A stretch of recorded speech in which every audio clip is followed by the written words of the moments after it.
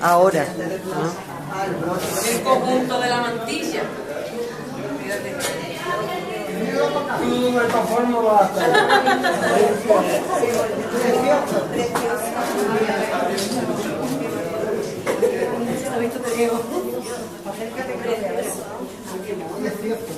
Qué bonito, muy bonito. Bueno, la madre es la artífice.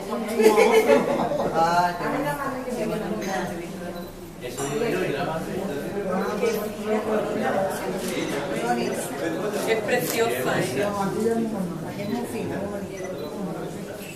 Con blonda, ¿cómo te gustaba a ti? Mi madre porque quiere que la flonda no se vea la cara. Claro, la blonda, porque la calle en la cara. Es que la blonda cae. Bueno, que te lo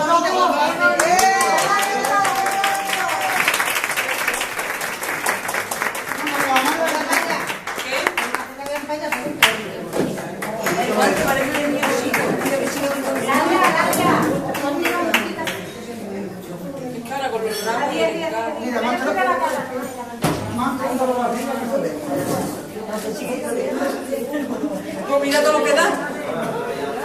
Bueno, Laura, esto es de parte mía para ti. Y esto de parte mía para ti.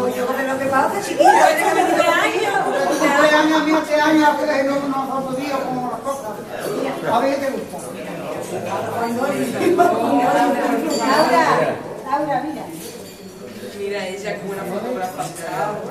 Una especial, que es una profesión. Que me acaban de traer a mí los reyes, pero ella es una mariquita. Hombre, claro, una mariquita. ¿A ti qué te gusta? Ay, una L. Laura, hija. Y a ella otra mariquita, no, otra mariquita y la M. Pues es que ahora resulta que me han traído los reyes una pastora. ¿Y por qué te crees que te he comprado yo? La tengo que rellenar porque me la traigo puesta. Y yo sabía que tú tenías una consola. Pues escúchame, te falta opción bonita. Pero Lola, eres muy bruja porque no me habéis dicho nada. Oiga, mía, Una Pandora que no A ver, hay una. Una Pandora que no ve. Una pulsera, enséñale la misma. La pantalla es la pulserita que tú vas metiendo la vez. Eso es para la Pandora. Ah, que la tiene regalada.